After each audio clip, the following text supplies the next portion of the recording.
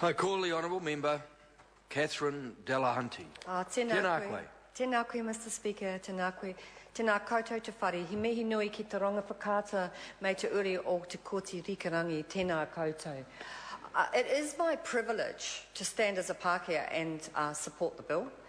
As a person who lived in the rohe of Rongowhakaata for 8 years. And I feel quite emotional standing here because I know the journey they've been on to get to this point. And I'd like to acknowledge the Select Committee and the previous speakers for the hard work they've done on one of the biggest hara in the history of this country. And to know what Rongowhakaata went through, and then to have taught Te Tiriti o Waitangi issues in their rohe with descendants of Te Koti, of Rongowhakaata, of the Matawhero settlers and soldiers, of Te Waha Ropata, the whole lot, was a humbling experience for me as a Pākehā. But I speak on these bills because it's a Pākehā issue, Te Tiriti o Waitangi, and we need to stand up for it. We need to learn from every one of these stories, and I acknowledge the Chair of the Select Committee for saying it is an opportunity for the rest of the country to learn the story. Because sadly, Mr Speaker, living in Gisborne, there are a lot of people there who don't. They don't know the story, they haven't listened, and they haven't heard what Rongowhakaata have so nobly stood up for with dignity in their rohe for so long. And I was a privileged person to learn about this, and I just want to acknowledge the people who worked on the claim, but particularly my whare friend, Jodie Toroa from Rongowhakaata, because I learned from her challenges the real story of the whenua that was all around us and the history of places like Waiaringa, Heka, me Ngātapa, now gentrified, now anglicised, now covered in pretty western trees, but unfortunately privatised to the point where in the settlement they're not getting that whenua back. And the Pākehā farmers of Gisborne are making a lot of money, as they always have, off that history, and they don't even come and hear that history. Because when I went to the settlement, I was the only Pākehā in the room, except for the lawyers. And that told me something about how far my community had to go. And I only was there because Jodie said, get over here now. So I do honour those people for their patience, and I know that telling the story is a painful process. Others have covered what I also would like to just briefly mention around the history and the almost textbook colonisation processes that we use with Rongowhakaata more than many others. So you have theft, direct theft, you have war, you have confiscation, you have marriage and then alienation via marriage, you have forced deed of settlement and more threats and through extinguishment of rights, and then you have false imprisonment as well as killing. It's a total picture.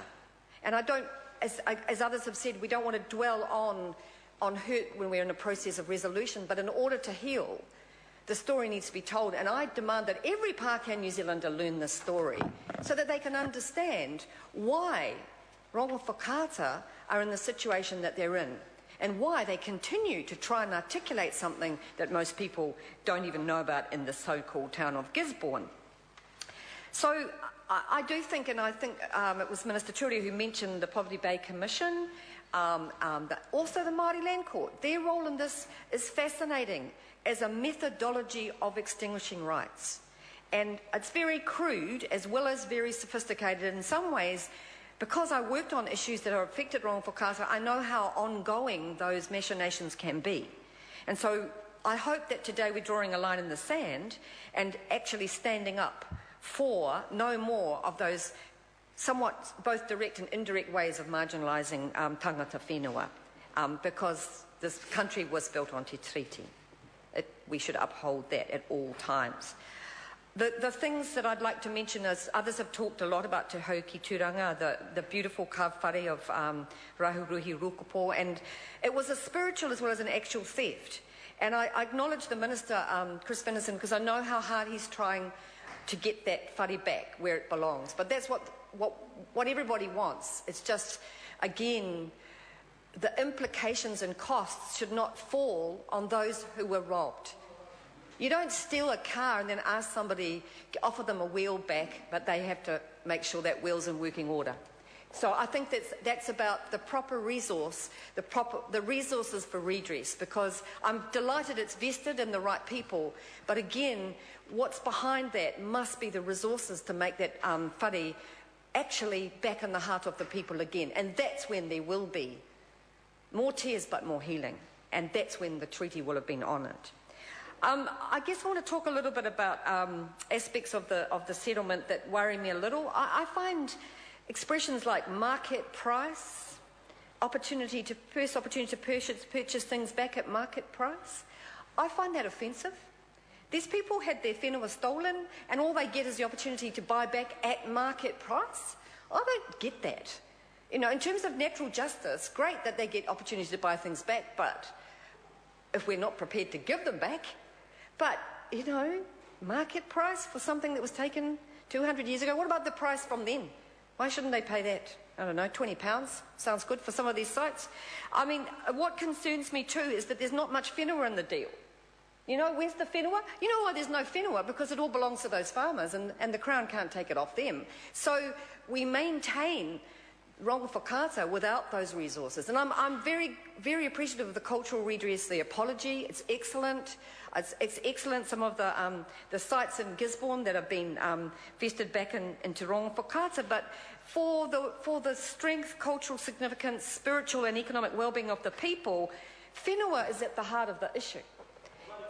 And we will not vote against the bill, though, because we do believe in the progress that's made, and we would not insult the people of Rongowhakaata by saying they have not made progress. They have sweated blood to get to here, and I know that blood, so I will not oppose the bill. I would just like to see a continuing engagement by Pākehā people in this whare and everywhere else about what is not finished. It's a deal, not a settlement, when there isn't any whenua. That's what I'm saying, and I support the deal.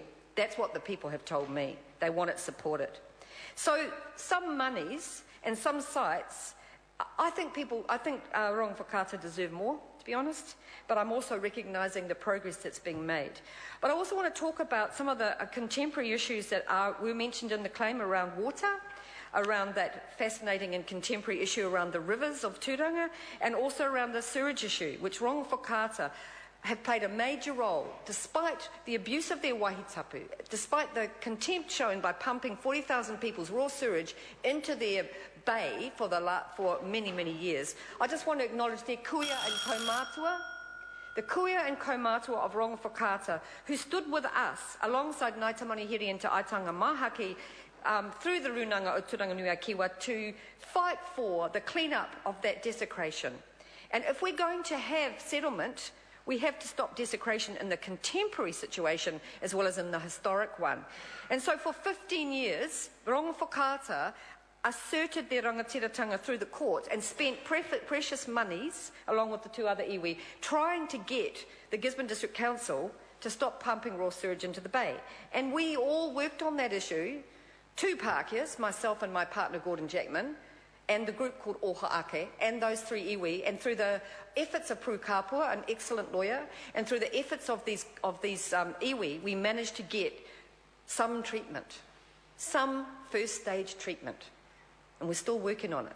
But this is the generosity of these people, is that they never give up their whakapapa, they never give up their commitment to trying to heal abuses that were caused from last century, the century before, and, sad to say, ongoing. So I really do want to stand up and take my hat off today to these people and to the achievement that they've made.